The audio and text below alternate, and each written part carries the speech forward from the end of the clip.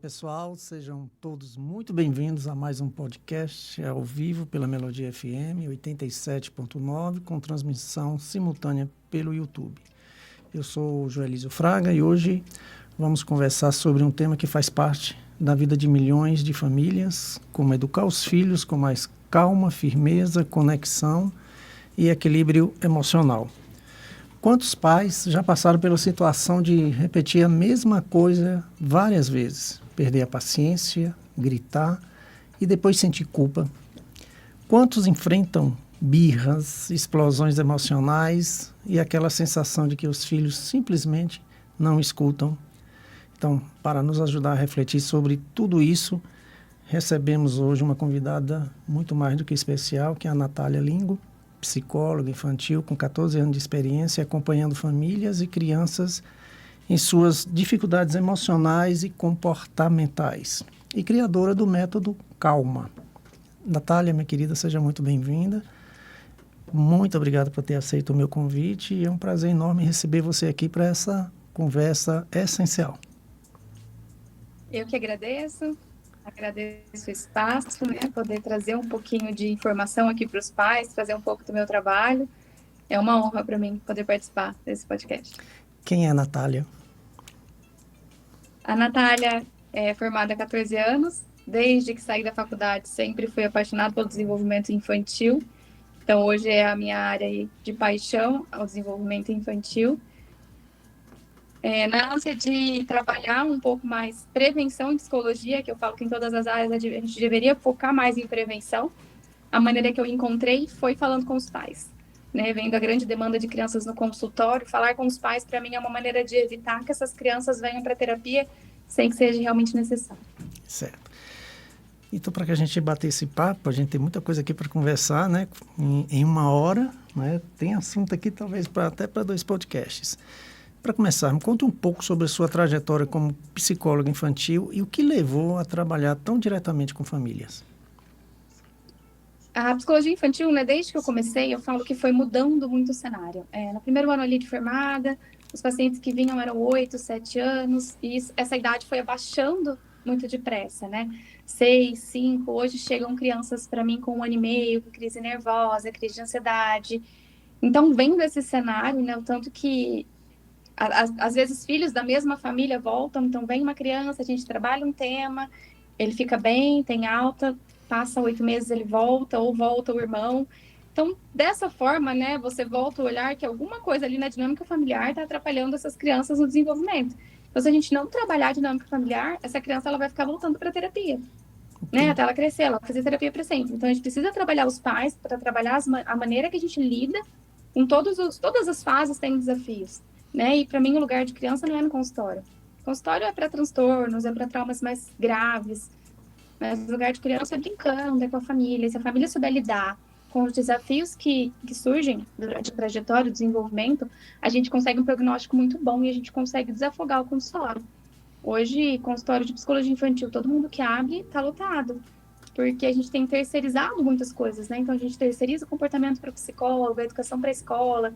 Então, os pais precisam voltar e assumir um pouco mais essa responsabilidade enquanto pais e ter um direcionamento, Filho não vem com manual, mas existem algumas técnicas que funcionam com todo mundo. Então, a gente pode aplicá-las e ter um resultado melhor em casa, uma conexão melhor e menos birras, menos bater de frente, Hoje é muito bateu, levou. Então, é muito mais, por isso que o método Calma, É muito mais sobre a gente, é muito mais sobre a nossa reação do que sobre a criança, o que a criança está fazendo. Então, os pais que sentem que a importância de olhar para os nossos comportamentos, eles têm um resultado muito melhor em casa do que ficar só, só castigo, só punições, e acaba que não resolve, e isso vai atrapalhando a conexão dos pais. Chega uma hora que a gente acaba perdendo os filhos para alguma outra coisa, por não saber como lidar com todas essas dificuldades do desenvolvimento.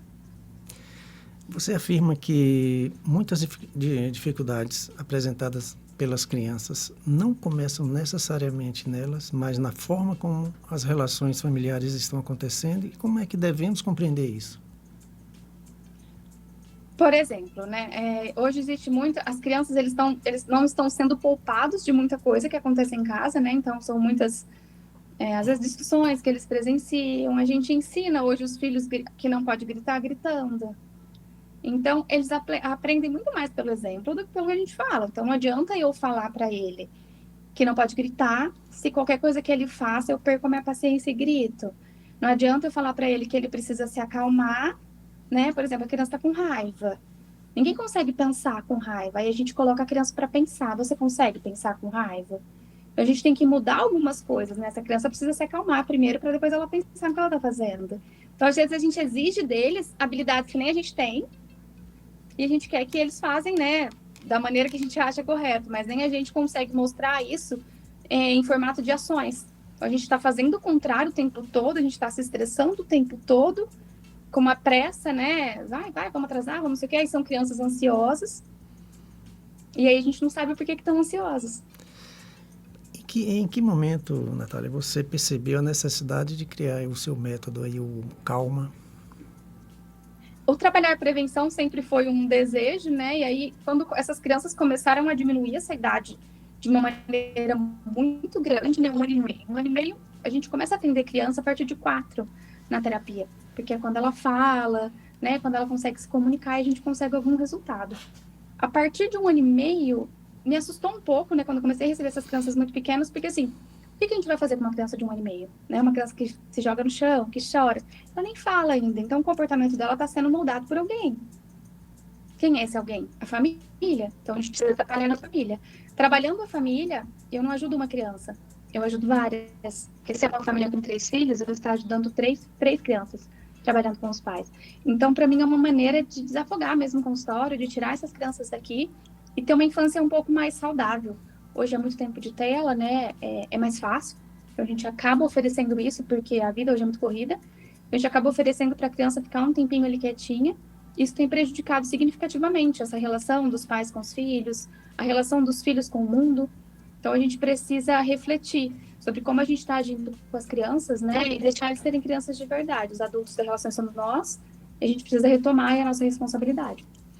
O que significa na prática educar com firmeza, conexão e equilíbrio emocional?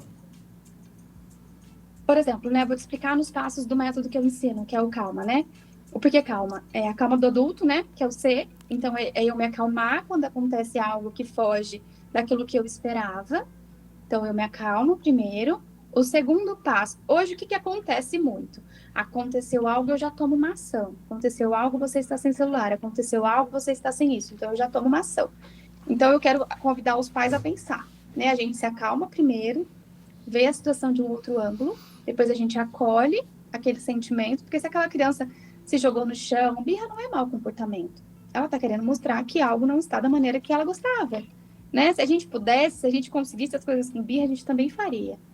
Então, ele está mostrando alguma coisa, é um comportamento. Então, é a gente acolher aquele comportamento, né? Tá tudo bem que você ficou nervoso porque algo não aconteceu.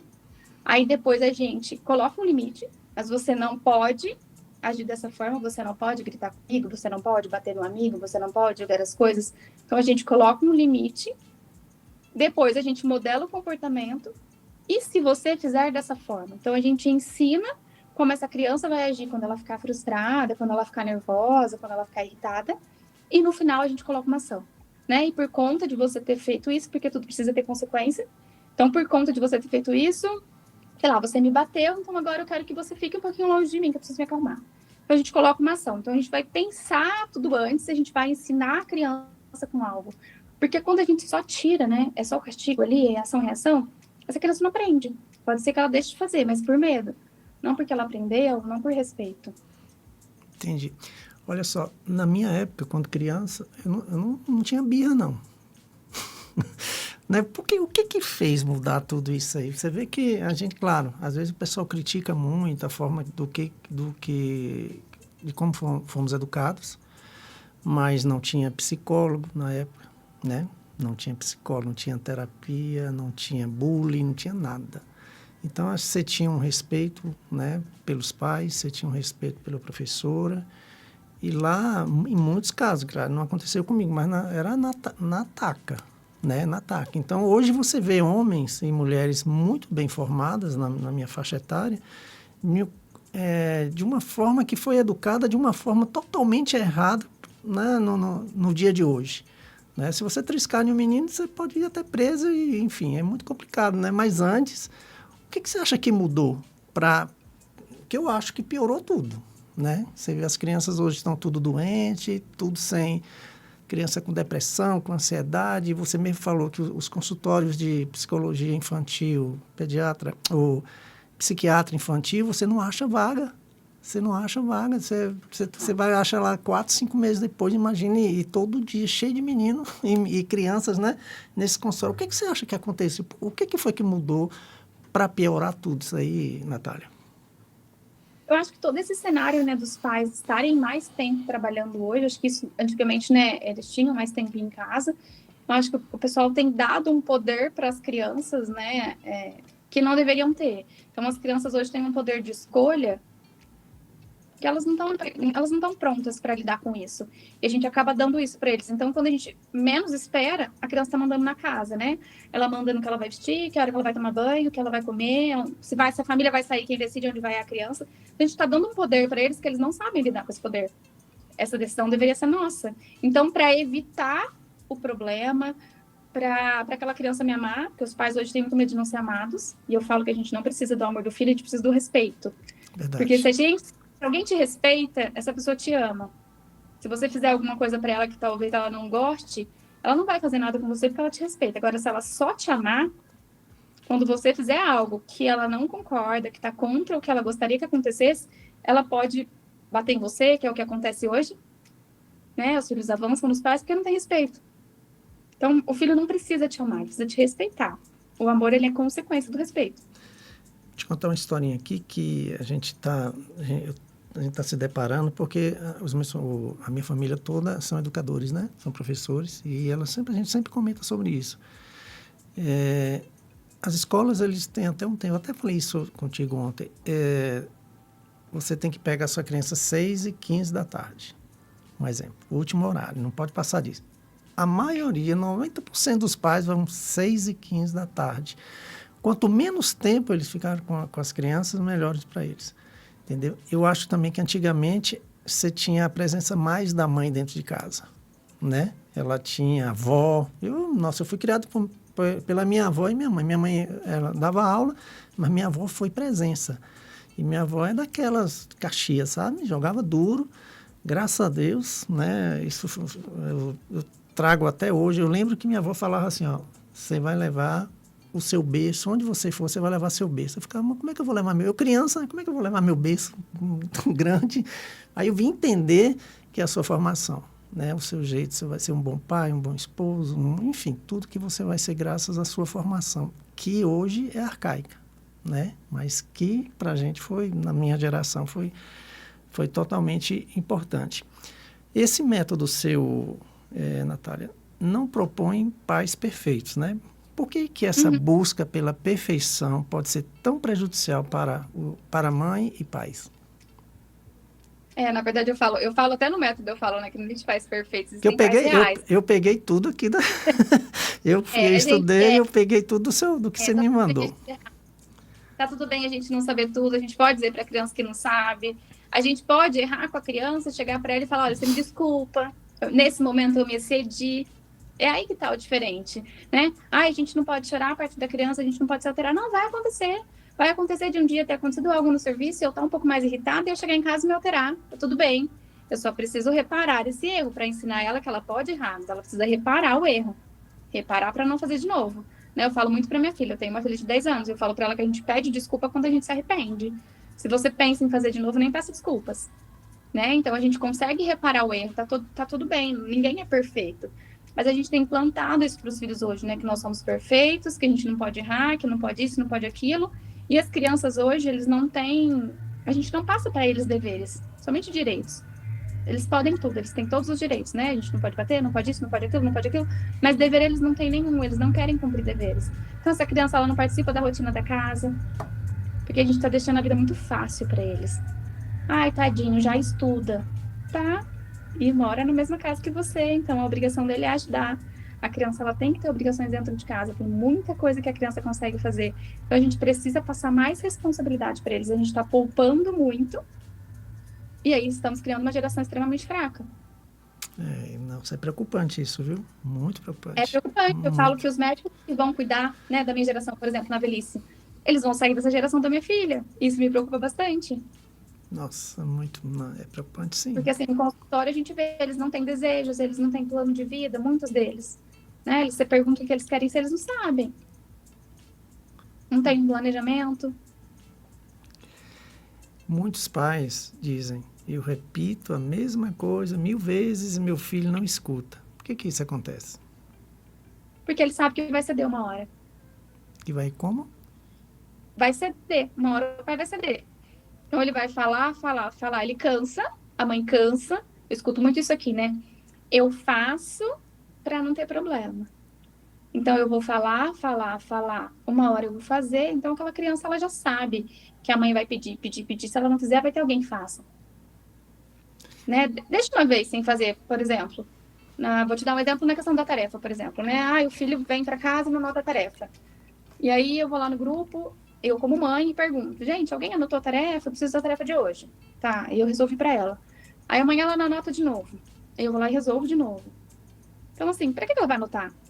Se eu tô sempre resolvendo tudo por ela. Então, eu preciso jogar a responsabilidade para ela. Você não anotou? Então, corra atrás. Não consegui. Vai pra escola sem fazer, vai receber um carimbo ali porque não fez a tarefa e vai ter consequência com isso em casa. Então, a gente precisa passar isso para eles. A gente fica o tempo todo tentando poupá-los de qualquer decepção. E isso está trazendo um efeito muito gigantesco na geração que a gente está vendo agora. Eu vou te contar uma historiazinha aqui. Tem um conhecido meu, ele veio de família pobre, né? Mas trabalhou e conseguiu ter alguma coisinha bem legal. Teve um patrimônio legal. Aí nasceu o filho, e ele falou assim: Gelísio, eu vou dar tudo pro meu filho para ele não passar o que eu passei. Nossa, eu achei tudo errado ali, né? Tudo errado. Eu falei: meu Deus, mas eu não falei nada com ele, né? Enfim. Então, você vê muitos pais hoje assim, né? Que chega para falar: não, eu sofri, passei fome, tá? Mas não deseja isso para o meu filho. Então, o filho hoje recebe tudo de graça. Tem carro bom, foi para uma faculdade, ele iniciou medicina particular, uma mensalidade lá de 12, 15 mil, não sei. Não quero não. Aí ficou lá, gastou um ano, não me identifiquei não. E sabe, fica assim, fica uma pessoa sem personalidade, fica sem rumo, né? Imagine o que vai virar esse homem. Eles não têm, né? Eles não têm nenhuma dificuldade para enfrentar. Então, hoje, o próprio mercado de trabalho já enfrenta isso, né? Não tem pessoas para trabalhar. Porque qualquer coisa que você fala para essa nova geração, qualquer coisa que você corrige, eles não aceitam. Eles vão embora mesmo por quê? Mas por que eles vão embora? Porque eles sabem que tem alguém que vai cumprir ali todas as necessidades que eles têm. É a geração Nutella, né? Que o pessoal fala, né? É uma geração muito fraca nós estamos criando. E isso é muito preocupante. Nós temos um grupo de apoio, né? Dos pacientes com mieloma múltiplo, e eu achei muito importante que o pessoal participasse, assistisse, não agora, mas depois também assistisse esse podcast. Eu queria que você fizesse uma análise daquele pai ou daquela mãe que está vivendo mieloma múltiplo, com todos aqueles problemas que você sabe como é que é, né? E ser um bom pai e ser uma boa mãe. Como é que essa pessoa pode conseguir, vivendo com dores, vivendo com aquela possibilidade, o que vai ser, aquelas incógnitas, né, no futuro? O que você orienta como psicóloga, esse pai e essa mãe, vendo essas crianças que já têm um problema, né, que são esses aí do dia a dia com que as crianças já vivem, e essa criança convivendo com o pai com mieloma múltiplo, que infelizmente é uma doença que não tem cura, mas, né, é tratável, enfim. Qual a sua orientação para esses pais? Eu acho que assim, eu sou do caminho de que a informação ela é o passo para tudo. Então essa criança ela precisa saber do que está acontecendo, né? Na medida do que ela entenda, na medida da idade que ela tenha. Então ela precisa saber do que está acontecendo, ela precisa saber de todos os passos, ela precisa saber que esse familiar vai passar por um tratamento, o que isso causa. A gente precisa despertar nas crianças a empatia. né? Então, muita coisa vai mudar. Por isso que eu falo que quanto mais a gente dá responsabilidade para eles, nesse momento fica mais fácil as coisas. Se você precisa dessa criança, né, em casa, minha filha chegou a trocar a fralda da minha mãe. Minha filha tem 10 anos. Então, assim, é a questão da empatia, de saber o que está acontecendo. Às vezes até a gente fica com muito medo, né? Eu falava para ela, a vovó tá com problema de saúde, a gente vai tratar, vai ficar tudo bem, né? O que a gente imagina que vai ficar tudo bem.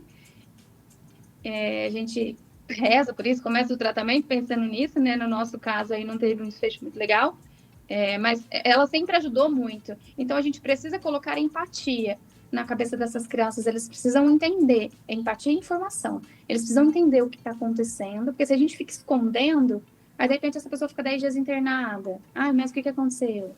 Então, assim, a gente precisa, eles precisam participar. Ah, tá, mas vai ficar triste. Ah, mas faz parte da vida. Ninguém espera que isso aconteça. Mas não dá pra gente poupar eles o tempo todo. Porque a gente não consegue ajuda, né, dessa criança. A gente não sabe qual vai ser o prognóstico desse paciente. Então, a gente precisa informar essa criança sobre tudo que está acontecendo. O que está sendo feito agora? Qual é o próximo passo? Né? Tá com dores. Hoje eu preciso da sua ajuda. Estou com mais dores. Então, tá tudo bem o filho ajudar. Às vezes a gente fica tentando poupar muito, né? Ela conviveu, ela presenciou todo o processo? A aluna presenciou tudo, desde o dia que a minha mãe teve a suspeita de câncer. Eu falei para ela, filha, a vovó está com uma suspeita de um mieloma múltiplo, né, um câncer, expliquei o que era, nós vamos atrás de tratamento, vai ficar tudo bem, né, pode ficar tranquila.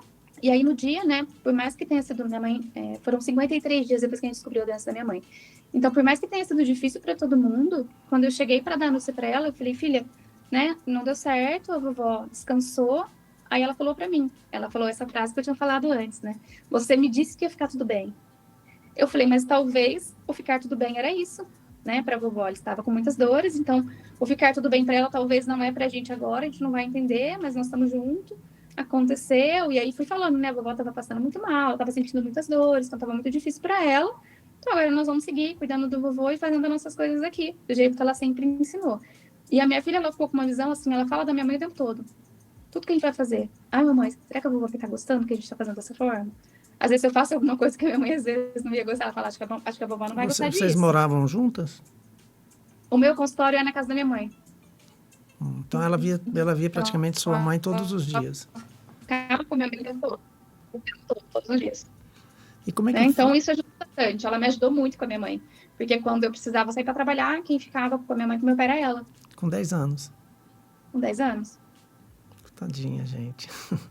O que você acha? Como é que tá a cabecinha dela? Eu falo assim porque eu tô, tipo assim, baseado no que muitos pacientes também têm, né? Tem muitas crianças e todo dia, infelizmente, todo dia a gente depara com óbitos, né? De paciente. Hoje me veio uma paciente de Cuiabá, faleceu, infelizmente, nova, né? E como é que tá a cabecinha dela no pós? Eu falo que ela encontrou o caminho dela, né? A gente tem ali uma religião, então ela encontrou um caminho de que quando ela quer contar algo para minha mãe, ela acende uma vela, por exemplo, e aí ela vai contar, ela fica lá quietinha com a vela, ela fala, estava contando tal coisa para a vovó. Então, assim, eu acho que para ela ainda está sendo muito mais fácil do que para mim. Ela tem levado de uma forma, ela tem me ajudado bastante, por conta dessa pureza, né? Talvez acho que eles acreditam mais no que a religião nos ensina do que a gente mesmo. Então, ela leva de uma maneira muito tranquila. Eu acho que porque elas não têm cobrança como a gente tem. Talvez. Né? Às vezes ela pergunta alguma coisa ou outra, ela lembra, né? Quando eu fui ficar com a minha mãe em Barretos, era o final de semana do Dia das Mães. E aí ela foi no domingo para Barretos com um amigo nosso da família, que foi dirigindo, então levou ela. Eu passei o domingo com ela lá em Barretos, passeando, enquanto a minha mãe ficou no hospital com esse amigo nosso. E a gente veio embora na segunda-feira. Então, assim, ela viveu tudo muito de perto. Então, acho que para ela entender tudo isso depois foi mais fácil. Entendi, graças a Deus, né? E você, como é que você tá? Hoje a gente vai, eu falo que a gente vai reaprendendo, né? Tem muita coisa que muda, a gente não é mais. Todo mundo fala assim, quando vai voltar ao normal? Não existe mais aquele normal, né? Eu era a Natália, filha dela. Hoje eu sou a Natália, filha do meu pai, só tenho ele. Então as coisas mudam, né? Muitas obrigações mudam, muitas coisas mudam. Ela era uma pessoa que ela fazia tudo, assim, para todo mundo. Então, ela dirigia, ela buscava minha filha na escola, ela levava. Então, tinha muita coisa que ela participava da nossa vida, ela estava o tempo todo, a gente estava o tempo todo juntas. Então é difícil, mas você encontra força nas pessoas que ficaram, né? A nossa vida precisa seguir, a nossa vida precisa continuar naquilo que ela nos ensinou. Mas é um dia de cada vez. Eu Sim, falo que a gente precisa passar por isso, né? Não tem como. A gente escuta um monte de coisa, não pode chorar, não pode ficar triste. Pode chorar, pode ficar triste, pode sentir. Tá tudo bem, né? Uma hora vai passar e a gente vai se acostumar sim. com essa ausência dela. Mas a saudade, ela sempre vai existir, né? Se existe saudade é porque existiu amor. Sim. É porque foi uma relação bonita. Eu era muito apegado com a minha avó. Hoje eu sinto, sim, evidente, você vai sempre sentir saudade dela, né? Mas eu sinto uma saudade gostosa dela, né? Do que eu fui como um bom neto, né? Consciência tranquila, né? De que fizemos tudo também. Ela veio falecer do coração, acompanhei ela, a gente brincava, a gente tinha aquele amor e esse amor permaneceu, né? Com a consciência tranquila, sereno, né? Isso é que importa, porque você tem que demonstrar em vida, não é depois, né? Não vai adiantar muita coisa, né? Mas você tem que demonstrar em vida de que você ama, de que ela é importante. Acredito que você tenha sido isso para sua mãe, né? E a sua filha também para ela. Então, daqui a um dia você vai ter só aquela saudade gostosa, como eu estou sentindo, né? Com a saudade da minha avó. Oi? Exato. A gente caminha para isso. Tem que ser, né? A vida segue, né? A vida segue. E voltando ao nosso tema aqui, o que geralmente está por trás dos gritos dos pais, Natália? O estresse do dia a dia, né? Né? O estresse do dia a dia. Os pais têm feito muita coisa porque a gente quer dar para os filhos. É o que você falou, aquela história, tá? Eu não tive, eu quero oferecer. Só que eles pedem tão pouco. A criança, ela quer tão pouco, né? Tem uma história muito legal do consultório. Uma vez eu fui fazer uma aproximação de mãe e filha. E aí eu fiz uma atividade com elas de perguntar para a mãe coisas sobre a filha e perguntar para a filha coisas sobre a mãe, para saber se elas conheciam mesmo. E aí, na hora que eu perguntei para a mãe qual era o maior sonho da filha, ela falou que era conhecer a Disney. E quando eu perguntei para a filha qual era o maior sonho dela, nós estávamos no inverno na época. Ela disse que era chegar o verão para tomar banho de mangueira no quintal com a mãe. Que negócio. Então o sonho estava ali. Né? A mãe estava tentando ir para Disney e o sonho estava ali no quintal de casa. Então eles pedem tão pouco, eles querem paciência. Eu falo que não é sobre o tempo que você fica com a criança. Ai, Nath, mas eu não tenho 2 horas para brincar. Não é sobre o tempo, é sobre a qualidade do tempo. Quando você está no trabalho, nada pode te interromper. Então, dependendo do que você está fazendo, ninguém pode te ligar. Eu não vou atender o celular no meio de uma ligação. Mas por que eu vou atender o celular no meio de uma brincadeira com ela? Então, a gente tem que dar importância àquilo que é no momento, né? No momento de ficar com o filho, deixa a tela de lado, vai fazer alguma coisa que seja 20 minutos por dia, que você faça alguma coisa que você goste, a criança também, que conecte vocês, já é extremamente importante para ela. Então, não é sobre o tempo, é sobre a qualidade. É sobre o quanto eu me dedico àquela relação. Eu tenho vários contatos de pacientes, né, com mieloma, e teve um que me chamou a atenção, que a gente vai conversando, e ele falou assim, olha, nem tudo é ruim no mieloma. Por incrível que pareça, o mieloma fez com que eu voltasse para minha família, para estar com meus filhos e com minha esposa. Pois eu não tinha tempo, né? Então, às vezes o câncer, né? Não no seu caso, que sua mãe foi pouco tempo, né, de diagnóstico, né? 53 dias. Pois é, muito tempo. Quer dizer, pouco tempo, né?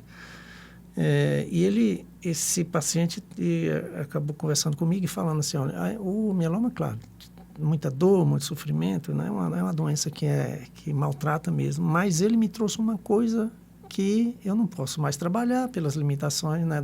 As dores ósseas, enfim. Mas uma coisa que eu estou amando, é que eu estou dentro de casa com a minha família, coisas que eu não fazia antes, né? Então eu fico pensando, assim, será que teve que acontecer isso para ele, né? Para a família juntar? A gente está numa vida muito acelerada, né? A gente não curte nada, não curte momento nenhum. Vai numa apresentação simples da escola, né? Não tem ninguém curtindo, tá todo mundo filmando e depois assiste pelo celular. Porque precisa ter aquilo documentado, sei lá, para fazer o que com aquilo depois. Então, a gente está numa vida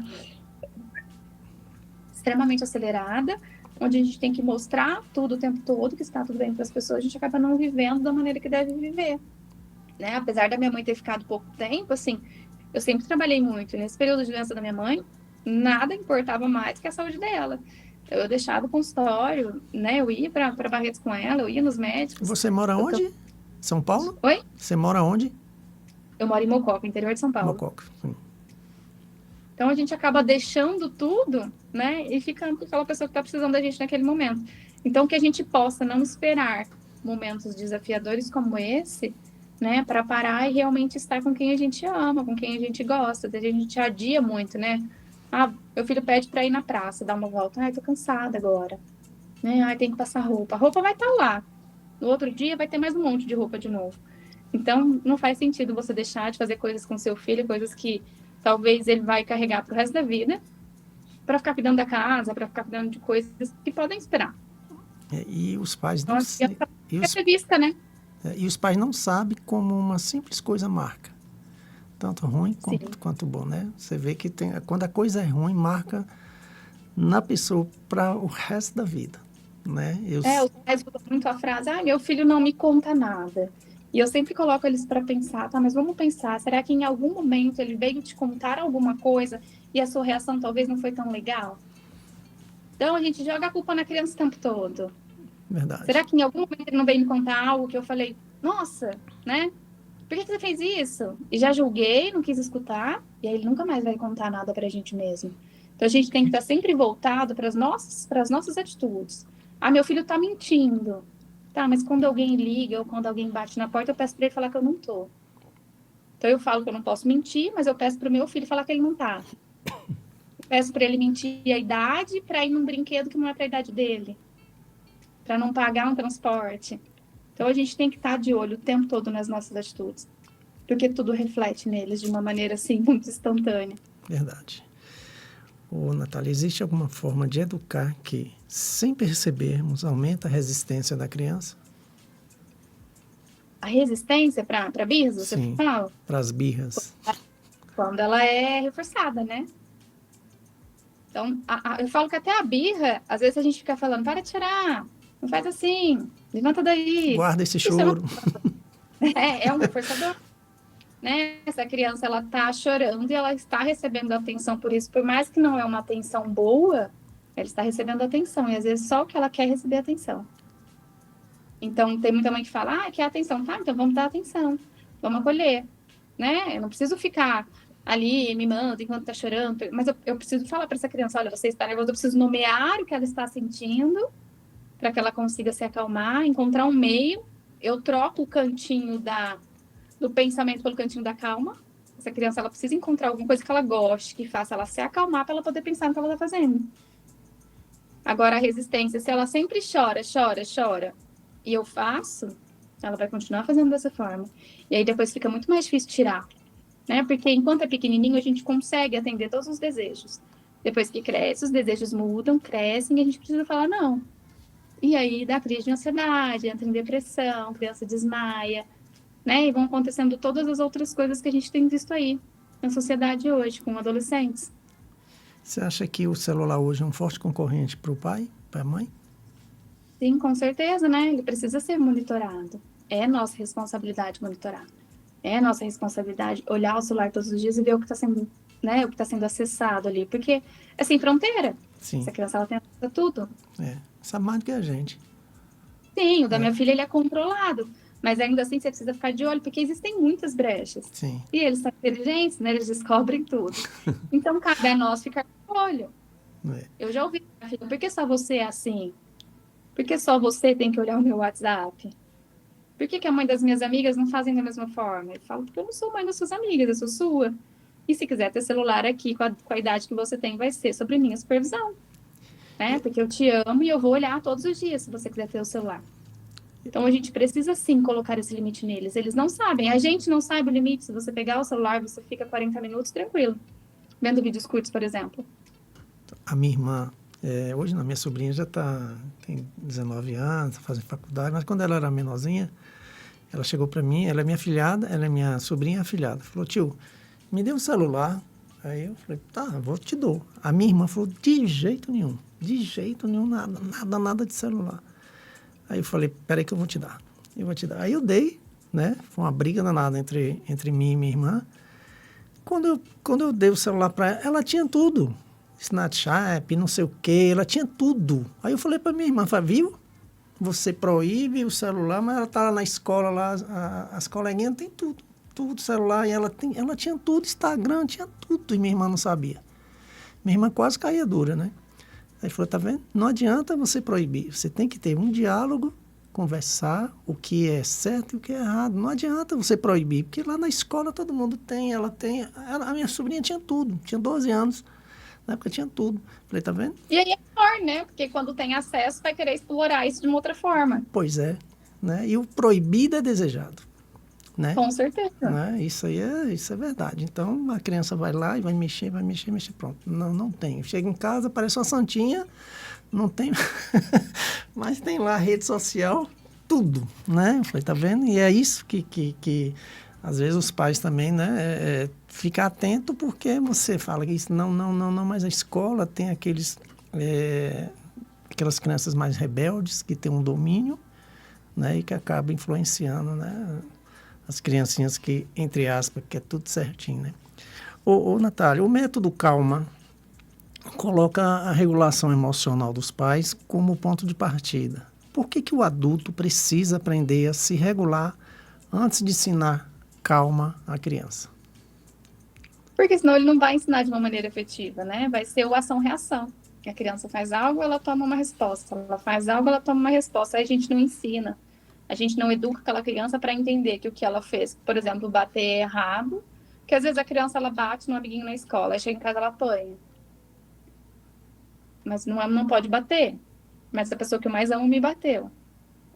Né? E eu vou mais a fundo sobre o controle dos pais. Por exemplo, a menina, ela se espelha muito no pai para encontrar alguém para ela. Então, esses casos que a gente tem visto hoje de mulheres apanhando, né, de relacionamentos abusivos. Se o pai é uma pessoa que trata aquela menina de maneira bruta, né, eu te bati, desculpa, eu te bati porque eu estava com raiva. Então, tá tudo bem alguém que me ama me bater no momento de raiva. Verdade. E aí eu vou aceitando isso. Então, tudo que a gente faz com eles, a gente não pode pensar só agora. Né? A gente tem que pensar que nós estamos formando. Eu falo que o filho é o seu maior projeto. Quando você tem um projeto que você quer muito dar certo, você estuda sobre ele. Você tenta entender, você tem a maior paciência do mundo. Então, o filho é o nosso maior projeto. É o projeto, tudo pode dar errado na minha filha, não, hein? Então, eu preciso entender sobre o desenvolvimento dela. Eu preciso estar perto dela. Eu preciso que ela seja uma pessoa boa, que ela cresça uma pessoa sem traumas. E aí, esses comportamentos, mas eu sou assim e não vou mudar, né? A gente escuta muitos pais falarem isso. Todo mundo consegue melhorar. Então, às vezes é por conta de alguma coisa que eu passei, e aí a minha filha tem que fazer terapia porque eu precisava fazer e não fiz.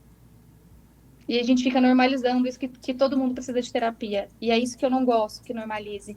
Não é todo mundo precisa de terapia. Se a gente tiver uma base boa, terapia é para casos mais graves, é para um luto, é para um estresse pós-traumático, um acidente, transtornos. Existem, sim, casos que precisam de terapia. Mas não são todos. Que estratégias práticas podem ajudar um adulto a pausar antes de reagir com gritos ou agressividade verbal? Ou parar para pensar. Por isso que a gente fala da calma, né? Então, parar para refletir. Existem várias técnicas que ajudam o adulto a pensar, se acalmar e agir de uma outra forma, com mais consciência. Então, existem a técnica de respiração, existe a técnica da pausa, a técnica do beber uma água. Então, existem várias técnicas que eu passo durante o método para que o pai consiga se acalmar, veja aquela situação de fora e entenda de uma outra forma. A criança, ela não está o tempo todo desafiando a gente. Ela está só querendo aprender. Tudo que ela faz é comportamento, é consequência de algo. E a gente precisa ensinar ela como reagir de maneira efetiva em todas as situações. Então, o pai ele precisa se acalmar sempre. Né? Às vezes ele pode até sinalizar para a criança, eu já não tive um dia bom no trabalho, então, né, eu estou um pouco mais nervoso, então, aí essa criança já vai entender que, olha, hoje meu pai não está daquele jeito. Então, a gente precisa antecipar as coisas. A gente consegue antecipar. Se você conhece bem o seu filho, você consegue antecipar uma birra. Sim. Você consegue informar antes, olha, nós vamos sair. Então, combinados são combinados. Nós vamos sair para comprar tal coisa. É só isso que nós vamos fazer. Então, essa criança está sabendo o que ela vai fazer. Normalmente a gente vai no supermercado, por exemplo, aí você fala para a criança, você pode escolher uma coisa lá, mas você não deixou claro para ela que coisa que é. Aí ela escolhe uma coisa que você não vai levar, e você fala, isso não. Então, comunicação. Você pode escolher um Danone, você pode escolher uma bolacha, você pode escolher uma coisa de comer. Existem comunicações que quanto mais você fala, a criança ela entende tudo que a gente fala, então quanto mais você se comunica, melhor é a relação dentro de casa. A criança não é obrigada, ela não vai entender, ela não vai saber, né, o que ela precisa, não. Quem vai ditar isso é você. É possível pedir desculpas a um filho depois de uma reação inadequada? Como fazer isso sem perder a autoridade? Com certeza, isso é uma maneira de autoridade. Você está mostrando para a criança que tudo bem errar, é só você se reparar. Olha, você me desculpa, eu estava nervosa porque tinha, sei lá, tinha acontecido tal coisa no trânsito, tinha acontecido tal coisa no serviço, e eu me excedi com você. Eu prometo que vou tentar melhorar e não vou agir dessa forma. Então, é maravilhoso pedir desculpa, porque a gente ensina a criança que ela também pode fazer isso, ela também pode reparar os erros dela. Então, baseando nisso, Né? Pode acontecer direto. Entendi. Então, baseando nisso, qual é a diferença entre firmeza e autoritarismo? O autoritarismo é aquilo, eu falo e você obedece. Eu mando e você faz. A firmeza, por exemplo, o autoritarismo, vai tomar banho agora. Isso é ser autoritário. A firmeza, eu preciso que você tome banho, porque a gente vai, sei lá, né? A gente tem a rotina. Eu falo que a criança precisa ter rotina. Então, eu preciso que você tome banho agora, para que depois a gente almoce, para que depois a gente jante junto na mesa. Porque o banho é importante para você, porque é uma questão de higiene. Então, o banho, por exemplo, não é negociável. A criança não toma banho quando ela quer. Ela precisa ir. E você precisa fazer ela ir. A maneira que ela vai, ela pode decidir. Se ela vai levar um brinquedo, se ela vai levar uma música. Isso ela pode decidir. Mas o banho, ele não é negociável. A gente negocia hoje o tempo todo com eles. Né? Ah, você quer ir tomar banho agora? Não, não é você que quer. Eu preciso que você vá tomar banho agora por conta disso, disso e disso. Ah, vai tomar banho agora por quê? Porque eu mando. Não é porque eu mando. Essa criança, ela precisa saber a razão de tudo que ela está fazendo. Porque eles são curiosos. Então, o porquê que eu preciso escovar o dente? O porquê que eu preciso tomar banho? Então, são coisas que são inegociáveis que eles precisam saber o porquê de fazer. E isso precisa se tornar rotina. Se cada dia ela faz isso num horário, fica difícil se tornar um hábito. A criança, ela precisa de rotina. Então, até que ponto a consistência dos pais é importante para que a criança compreenda as regras da família? A consistência, você fala de insistir para Sim, fazer? sim. Até que a criança faça. É a mãe chata? Ah, mas eu vou brincar só mais um pouquinho. Você já tomou banho? Não, então você não vai brincar. Agora eu preciso que você vá tomar banho. E isso sem gritar. Porque o que acontece? A mãe fala uma vez, na terceira ela grita. Aí a criança vai. Ela não vai porque ela entendeu a razão disso. Ela vai porque ela tá com medo. Medo não gera respeito. E é E o possível... medo não faz as crianças terem os pais. Entendi. E é possível dizer não com amor e, ao mesmo tempo, manter a firmeza? Com certeza. O tempo todo a gente pode fazer isso. Né? É não porque eu te amo, não porque não é prioridade agora. Ai, quero tal coisa. Não é prioridade agora. Né? A criança ela precisa participar ali do planejamento da família para ela entender o que é prioridade e o que não é. Ah, mas o meu amiguinho tem. A gente escuta muito isso. Né? Tal coisa. Então, hoje a indústria de brinquedos hoje é um negócio assim que a gente não consegue acompanhar. Tudo que lança de coleção. E aí são coleções que você compra para depois ver o que veio, para trocar, para ter um monte. E aí a gente vai oferecendo isso porque o amiguinho tem. Então a gente consegue falar não, não é prioridade agora. O problema é que a gente tem permitido demais, a gente tem deixado demais eles decidirem o que vão fazer. Pois é, isso que tem contribuído para isso, a própria internet, né? Sim. É um consumismo, né? Porque se você for pegar Instagram, é consumismo. Ninguém posta nada ruim lá. As pessoas postam coisas boas. Né? YouTubers infantis, eles postam brinquedo o tempo todo. Eles ganham com isso. E às vezes a gente fica bravo com a criança. Ah, mas fulano... Mas você explicou para ela por que aquela criança tem tudo aquilo? Porque eu sempre expliquei para minha filha. Tem os YouTubers que ela gosta. Ah, mas aí eu falo, filha, ela não paga por isso. Ela tem essas coisas que ela recebe para fazer propaganda para vocês terem um desejo de ir lá e comprar. E aí ela vai ganhar com isso. Então, a criança precisa saber de tudo isso. Se você tiver... Eu falo que é a informação. Novamente, a gente voltou na informação. a gente precisa conversar mais, informar mais, deixar as crianças um pouco mais espertas. A gente tem terceirizado muitas coisas e isso é um perigo muito grande. Nossa, eu tô pulando umas perguntas aqui, vai passando, sabe? Porque é assunto assim para 2 podcasts. É muito interessante, porque eu acho que é importante falar sobre isso, porque o nosso futuro está na mão deles aí. Então, são crianças hoje que daqui uns futuros médicos, prefeito, engenheiro, né? Então, precisa ter uma formação, né? E a gente está vendo aí que está um negócio meio complicado, né? A gente vê aí crianças aí que... Nossa, ontem eu estava conversando com uma conhecida minha e a gente estava falando sobre o autismo. Como aumentou, né? Toda criança hoje é autista, né? Mas não investiga direito. Ah, meu filho é autista, tem direito, não sei o quê, sabe? Muitos, por incrível que pareça, ela estava falando que muitos, principalmente na classe mais necessitada, tem a classificação de autismo para ter recursos. Sim, né? Os pais buscam um laudo para ter um apoio, talvez Pois na é. escola. Precisava, a avaliação para o autismo, né? Eu sei que existem muitos autistas porque aumentou essa questão Sim. de acesso à informação, mas a gente precisaria... Qual é o meu caminho, né? Eu também tenho uma franquia de uma escola de estimulação cognitiva, chamada Super Cérebro. Então, eu acho que a gente deveria estimular antes para avaliar depois. Sim. Para ver se aquela questão tá, né? Não é só falta de estímulo, não é só a maneira que essa criança está sendo ensinada em casa, as coisas que ela tem recebido em casa, ou se é realmente um transtorno. Porque é algo que carrega para a vida depois, né? Não é simples assim. Um laudo de autismo, de TDAH, a gente não tira depois. Tá preocupante isso também, né, doutora? Muito preocupante. E aí a criança vai para a escola, ela não presta atenção em 40 minutos de aula. Ah, eu acho que tem TDAH. Tá, mas em casa, o que ela faz? Né? O cérebro dela está acostumado com um vídeo de 3 segundos, ela não vai se concentrar 40 minutos. Verdade. Então, precisaria estimular antes, precisaria mudar, inverter toda essa logística, né, essa questão. Eu sou dessa opinião que a gente deveria estimular um tempo para avaliar depois. E aí, sim, se o estímulo não obter resultado, a gente avalia e busca um diagnóstico. Muito bem. O que caracteriza uma comunicação que realmente favorece a cooperação da criança? É o olho no olho e uma comunicação clara, sem mentiras. Né? Hoje, com eles, não funcionam mais historinhas que funcionavam antigamente. Então, normalmente, a criança ela vem te perguntar algo, quando acontece algo, ela já sabe a resposta. Ela quer saber o que você vai falar.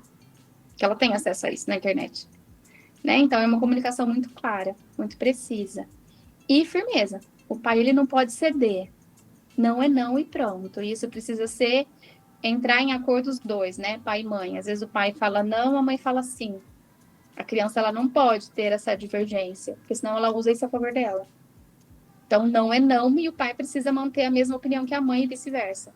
Para que essa criança entenda que os pais estão conectados e que nada que ela faça vai mudar a opinião de ninguém. Nossa, O problema é que eles conseguem, com choro, com insistência.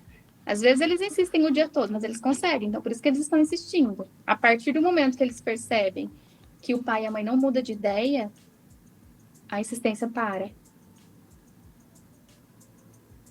Verdade, viu? Ele já vem desafiando você, né? Sim. Não importa o tamanho, nem a idade. É igual aquela raça de cachorro Shih Tzu, ou racinha desgramada, viu? É a mesma coisa. Eles testam o tempo todo, né? É, igualzinho. Né? Então, tem criança que é igualzinho o Shih Tzu, né? Eles ficam assim, eu vou testando, né? Então, você tem que ficar muito esperto. E como falar para que a criança tenha mais condições de escuta? Primeiro, chamar ela. Às vezes a gente fala algo, a criança está assistindo um desenho, a gente fala alguma coisa, você não presta atenção no que eu falei. Não prestou mesmo. Ela estava assistindo algo muito interessante. Então, primeiro você chama a atenção dessa criança para você, né? Luna, olha para mim. Vou te pedir uma coisa. Fala aquilo que você quer. Você entendeu o que eu falei? O que você entendeu do que eu falei? Isso é muito importante. Porque às vezes a gente acha que comunicou bem e não ficou claro para a criança. Você precisa saber se ela entendeu realmente o que você está pedindo para você explicar de novo. com paciência. O que significa acolher e validar uma emoção sem necessariamente concordar com o comportamento? Vamos supor, a criança está em algum lugar e você fala não. Aí a criança fica irritada. Aí vira aquela briga, né? Normalmente é assim. Olha, eu sei que você está nervosa porque eu não deixei você ir na casa da sua amiguinha hoje. Isso precisa ser combinado antecipado. Hoje não dá para você ir, tá tudo bem. Só que você não pode gritar comigo. Então eu acolhi, eu validei o que ela tá sentindo, tá tudo bem ela ficar nervosa. Você pode ir lá se acalmar, tá tudo bem. Eu entendo que você ficou nervosa, também ficaria. Mas hoje você não vai. Isso aí. E como é que é a conexão? Então, assim, voltar um pouco, né? Eu falo que é voltar um pouco nas coisas que os antigos faziam, que funcionava, é o básico bem feito. Então, é uma comunicação clara, não precisa de técnicas mirabolantes para se educar um filho. Precisa de presença, e isso é o que mais falta hoje. Presença, paciência. Segurança, né? Equilíbrio. Né? Isso aí. E como é que a conexão emocional pode mudar o clima dentro de casa? A conexão emocional é tudo, né? Essa criança ela não tem conexão com ninguém. É o que tem estragado muito hoje, porque muitas pessoas acham que a conexão emocional é fazer tudo que a criança quer para ela te amar. Foi o que a gente, né, já falou anteriormente. Então, você precisa ter conexão para que aquela criança entenda, né, o seu momento. Às vezes, até os filhos, quando eles têm bastante conexão com a gente, eles entendem que aquele dia a gente não está muito bem. Então, eles conseguem perceber, né, que não é o momento de desafiar, que não é o momento de fazer algo. Então, é ter empatia. Então, tudo volta a conexão, respeito e empatia. Empatia é algo que falta muito nessa geração. Nada para eles importa. Se não for algo que vai favorecer eles, nada importa. De que forma? Eu estou adiantando aqui para... O tempo já está quase acabando. Assim, a gente vai conversando, né? E vai tomando... No instante passou. De que forma o vínculo seguro contribui para a formação de crianças mais confiantes e emocionalmente saudáveis? Porque tudo que acontece com ela, ela sabe que ela tem para onde correr. Por mais que a consequência do que ela fizer não for boa, ela sabe que ela tem com quem contar. Então, a gente precisa ensinar para as crianças que a verdade ela deve ser dita independente da consequência que ela vai nos causar. Então, se ela tem segurança em você, se ela sabe que ela pode contar com você para ajudá-la a reparar algo que ela fez que não é bom, ela vai vir para você. Se ela não confiar em você, ela vai buscar alguém na rua. E esse é o medo. Esse é o perigo. Que aí ela vai buscar fora de casa alguma ajuda para corrigir aquilo que ela fez. Nossa, é verdade. Então, o filho não tem que ter uma psicóloga para chamar de sua. Ele tem que ter pai e mãe. E esses pais, autoridade, né? Sim, autoridade. Autoridade e domínio. Né? Sem perder, sem demonstrar que... como é que diria assim? Passando para ele segurança, né? De que quem manda ali, entre aspas, é ele, porque ele é o caminho certo ali na educação. Porque se realmente, como você disse, se deixar brecha, a criança toma conta, né? Toma. É uma vez que você cede algo, é só dessa vez. Depois, para você retomar isso, fica muito mais difícil. Eu lembro que eu era criança e uma vizinha da minha mãe, lá na minha casa, falou assim, eu bato. Porque se eu bato mesmo nele. Eu desço a mão, porque é melhor eu bater do que a polícia bater nele.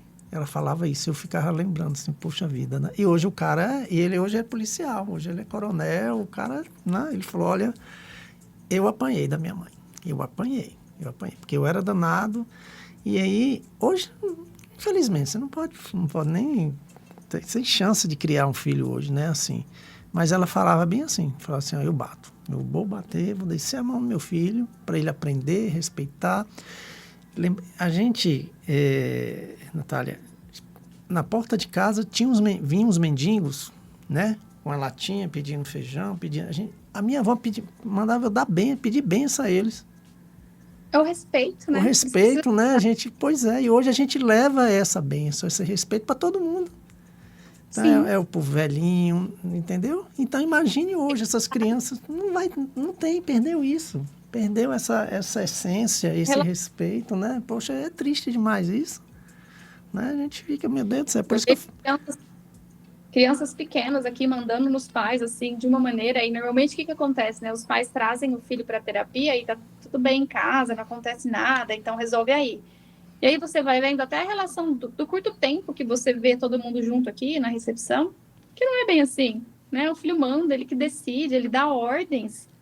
Então isso é muito perigoso, porque depois a gente não consegue tirar esse comportamento, fica muito mais difícil tirar isso. Então a gente precisa agir o quanto antes. Eu falo que eu quero pegar, ainda chegar num ponto de pegar os pais na gestação, para que o prognóstico disso seja muito melhor. Verdade. Ai, meu Deus do céu, é um assunto assim bem complexo, bem preocupante, né? Esse tema que a gente está falando aqui, porque, como eu te falei, é o futuro nosso aí, né? O futuro está na mão dessas crianças, futuros homens, futuras mulheres, e que está bem preocupante. Para encerrar, né, que o papo foi muito legal. Para encerrar, que mensagem você deixaria para os pais que estão cansados, se sentindo culpados e pensando que já não sabem mais como educar seus filhos? Tem um caminho, filho não vem com manual, mas existem várias técnicas que te ajudam, né? E sempre guarde na cabeça, eu quero que todos os pais guardem essa frase e levem para a vida. Meu filho não precisa me amar, ele precisa me respeitar. Então, respeito é a base de qualquer relação. A partir do momento que ele respeitar as pessoas, nós teremos um outro futuro. Isso aí, Natália. Muito obrigado, minha querida, pela sua presença e por compartilhar tantos conhecimentos e reflexões importantes conosco, viu? A nossa conversa de hoje reforça uma mensagem muito poderosa. Educar não é buscar a perfeição, é estar disposto a aprender, evoluir, rever comportamentos e construir relações mais conscientes. O método Calma trabalha justamente essa transformação, abordando a regulação emocional dos pais, uma comunicação que favoreça a escuta, limites sem gritos, acolhimento emocional e a construção da autonomia. Obrigado também a vocês que nos acompanharam ao vivo pela Melodia FM 87.9 e também pelo YouTube. Lembrando que esse podcast vai estar disponível lá no nosso canal, como todos os outros, né? Fique muito à vontade também para mandarem seus comentários, suas perguntas. Eu vou deixar também o contato da Natália, tá? E se essa conversa fez sentido para você, compartilhe esse conteúdo com outros pais, mães, famílias. Às vezes, uma nova forma de compreender e agir pode transformar completamente o clima de uma casa. Eu sou Joelísio Fraga e este foi mais um podcast da Associação Joelísio Fraga Mieloma Múltiplo. Não é sobre ser pai ou uma mãe perfeito. É sobre aprender novas formas de educar com firmeza, conexão e equilíbrio emocional. Natália, muito obrigado. Muito legal mesmo o nosso papo, viu? Espero que eu possa ter ajudado aí pais a verem a educação de uma outra forma, porque o meu propósito é mudar gerações. Muito bem. Você está com uma responsabilidade muito grande, viu? De formar gente, né? Isso. Tá bom? Ó, muito obrigado a você que esteve conosco. Semana que vem vamos estar falando de um tema também muito sensível, né? Que é morte assistida e os cuidados paliativos. Isso com o bioético e o pesquisador Otávio Dalla Rosa. Isso vai ser na próxima quarta-feira, às 18 horas. Muito obrigado a você que esteve conosco. Até o próximo programa.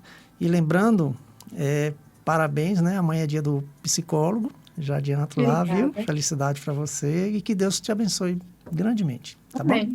Muito obrigada. Tá, um abraço. Até mais. Tchau. Tchau.